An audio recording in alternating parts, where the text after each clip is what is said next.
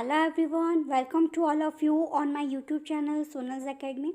आज हमारा डे 2 है एंड इसमें हम आज ट्यूसडे के अकॉर्डिंग हम टेक्सटाइल डिस्कस करेंगे। टेक्सटाइल से रिलेटेड क्वेश्चंस देखेंगे एंड आपने जो कल के न्यूट्रिशन के जो आंसर्स आपने कमेंट बॉक्स में दिए हैं उसे देख कर बहुत अच्छा लगा। और अगर अभी तक आपने मेरे चैनल को सब्सक्राइब नहीं किया है तो जल्दी से जल्दी सब्सक्राइब करिए, क्योंकि अब जो आपको एमसीक्यूज़ मिलेंगे, आपको जो क्वेश्चंस मिलेंगे वो आपके एग्ज़ाम की प्रिपरेशन में हेल्प करेंगे। स्टार्टिंग में जो भी क्वेश्चन रहेंगे वो बेसिक रहेंगे, थोड़े इजी रहेंगे, बट धीरे धीरे उनका जो डिफ़िकल्टी लेवल है वो बढ़ते जाएगा। अगर डायरेक्ट से एकदम डिफ़िकल्ट क्वेश्चन अगर आपके सामने प्रेजेंट किया जाए देन इजी, वो ठीक नहीं है। पहले आप बेसिक क्वेश्चन सॉल्व करिए, देन आप थोड़े डिफ़िकल्ट क्वेश्चन सॉल्व करेंगे।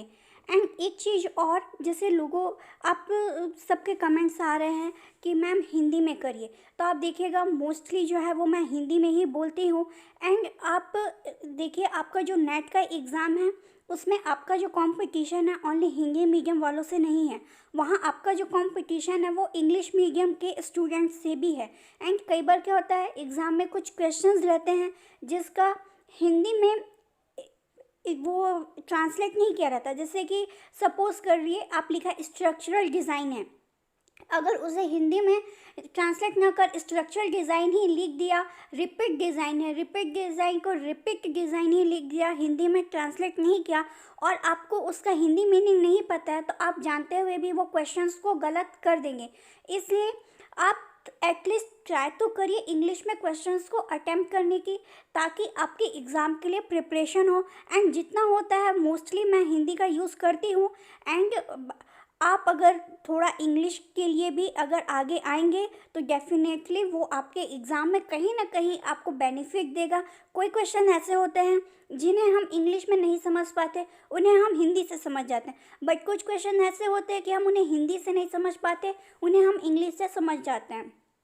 कुछ वर्ड ऐसे होते हैं जिनका हिंदी में बहुत सारे मीनिंग्स निकल जाते हैं एंड इंग्लिश देख के हम जान जाते हैं कि इसका पर्टिकुलर ये मीनिंग है।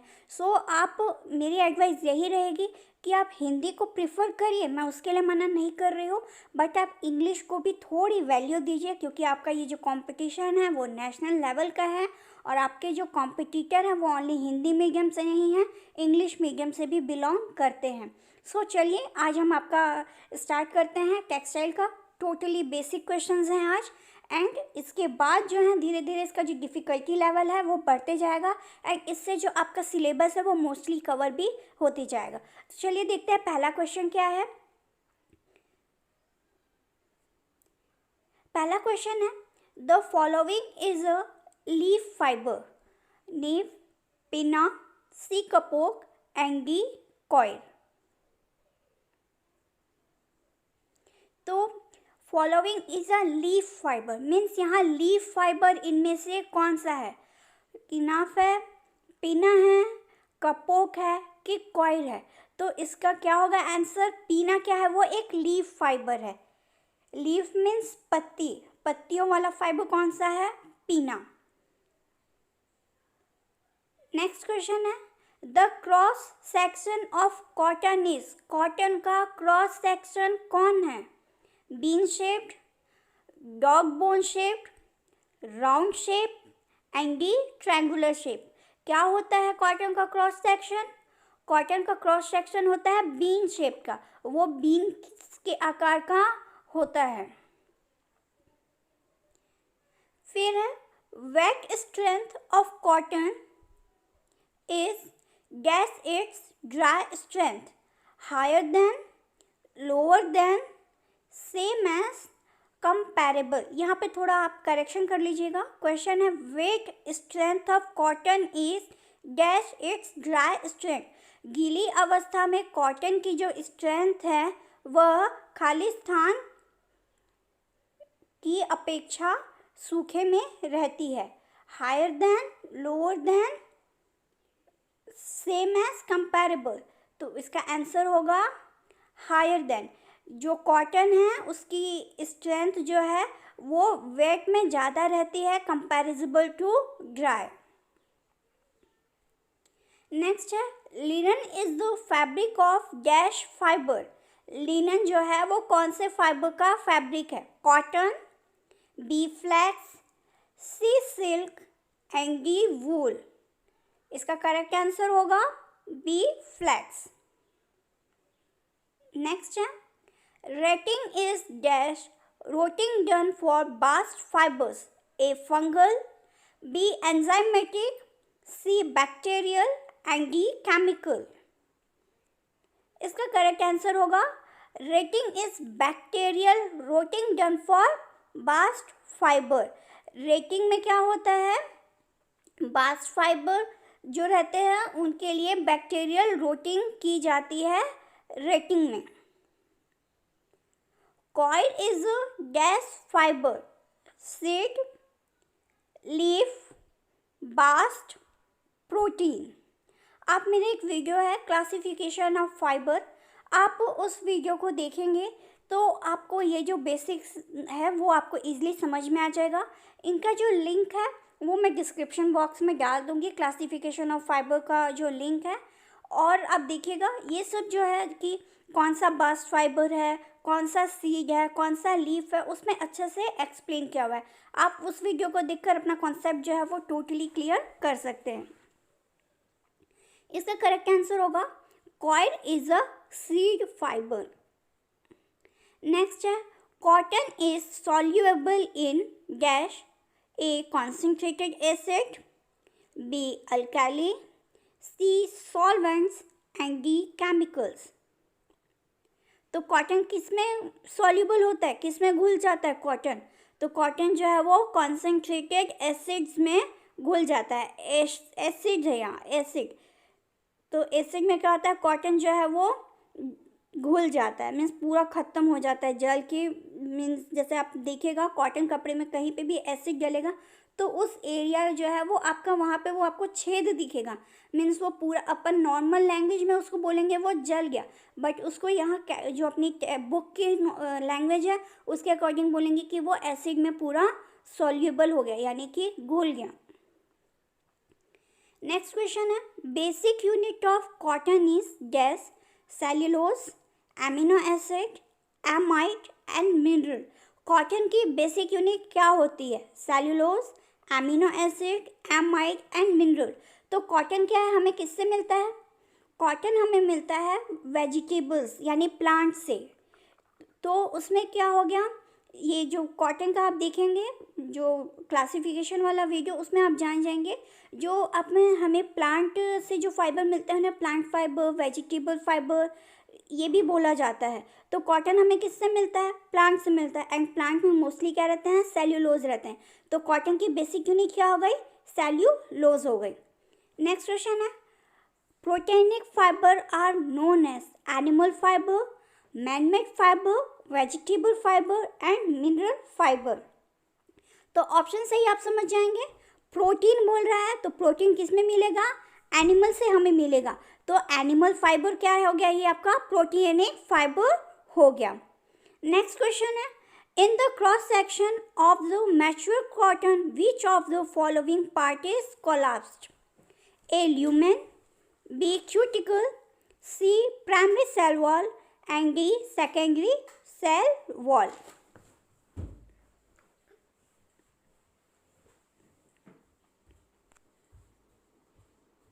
बेटा अब प्लीज़ फैन ऑफ कर दो, मम्मा बच्चे लोग को पढ़ा रही है। बस थोड़ा सा बचा है, फिर ऑन कर देना आप। बेटा फैन की आवाज़ से डिस्टर्ब होगा ना, प्लीज़ प्लीज़। आप बाहर कर लो पॉटी, बाहर भी तो फ़ैन चल रहा है। अच्छा ठीक है, आप यहाँ और मैं बाहर चले जाऊँ? हाँ ठीक है, मैं चले जा रही हूँ। मैं आ रही हूँ बाहर वीडियो बना के, बाहर आके हल्ला नहीं करना, गुड बॉय टाइप ही रहना। हाँ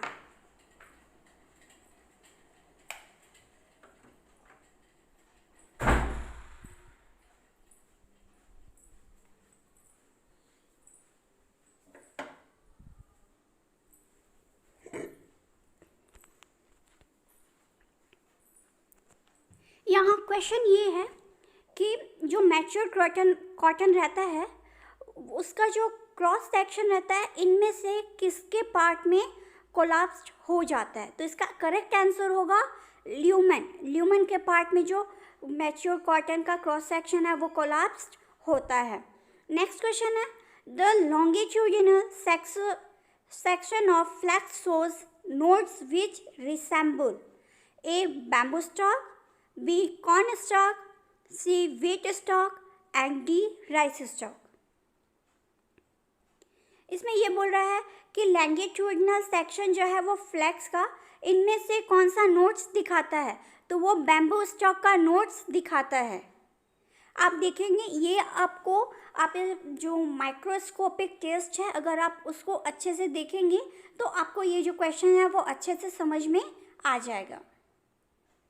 फिर नेक्स्ट है abaca dash a leaf fibre belongs to which family, A banana, B pineapple, C bamboo and D sisal.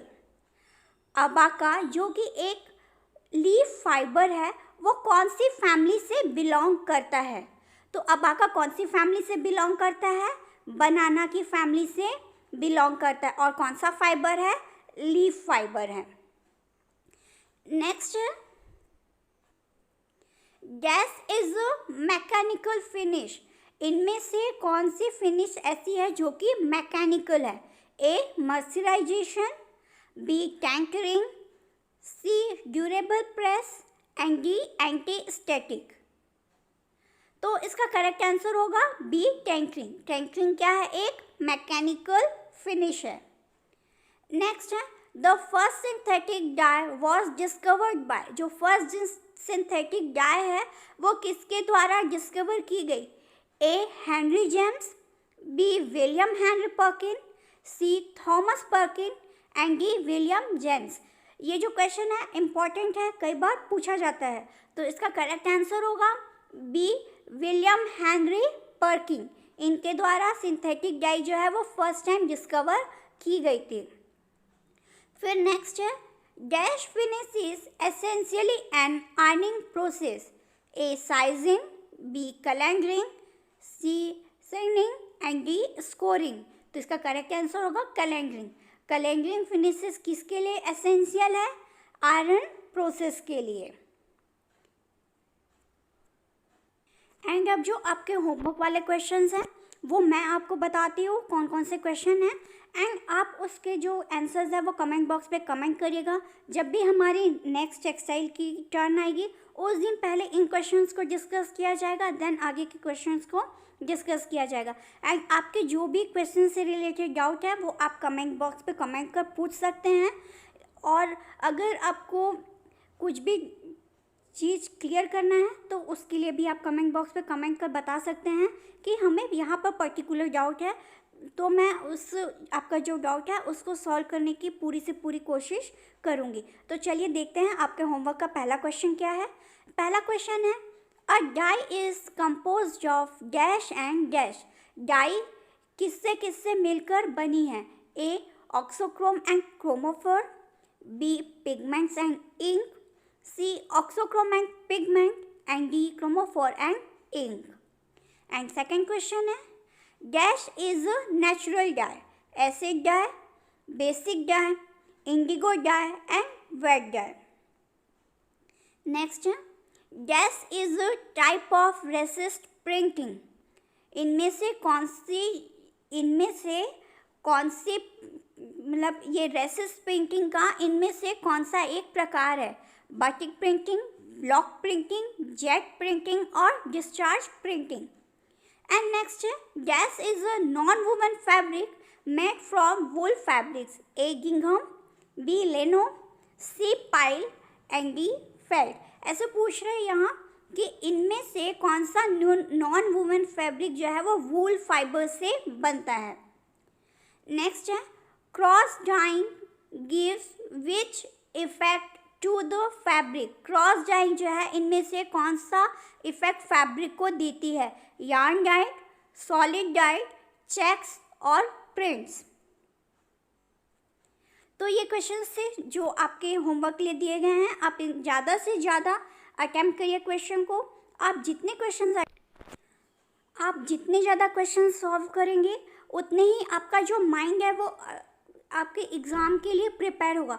क्या होता है हम एग्ज़ाम में जाते हैं तो हमें आता सब है, पर हम वहाँ पैनिक रहते हैं, हम थोड़े नर्वस रहते हैं, पता नहीं हमारा सिलेक्शन होगा नहीं होगा, अगर नहीं हुआ तो फ्रेंड्स क्या बोलेंगे, घर वाले क्या बोलेंगे, क्या कर रही थी, एक्सेट्रा एक्सेट्रा माइंड में आता है। तो इन सब आने के कारण हमारा जो माइंड है वो कॉन्सेंट्रेट नहीं हो पाता है पर्टिकुलर आंसर को लेके।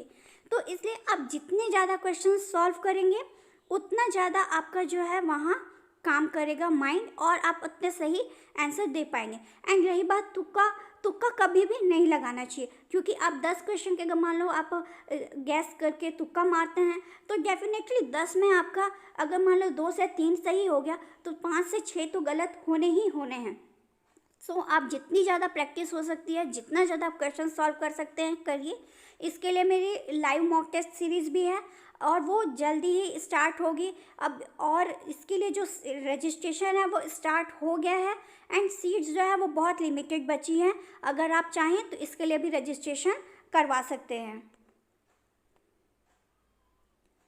एंड जितना हो सकता है उतना आप पढ़ने के बाद, थ्योरी पढ़ने के बाद उतने क्वेश्चन सॉल्व करिए। आप जितने क्वेश्चन सॉल्व करेंगे आप उतने ही ज़्यादा एग्ज़ाम के लिए प्रिपेयर होंगे। अगर आपको मेरी ये वीडियो अच्छी लगी है तो प्लीज़ लाइक करिएगा, अपने फ्रेंड्स के साथ शेयर करिएगा, कमेंट करिएगा और सब्सक्राइब करिएगा।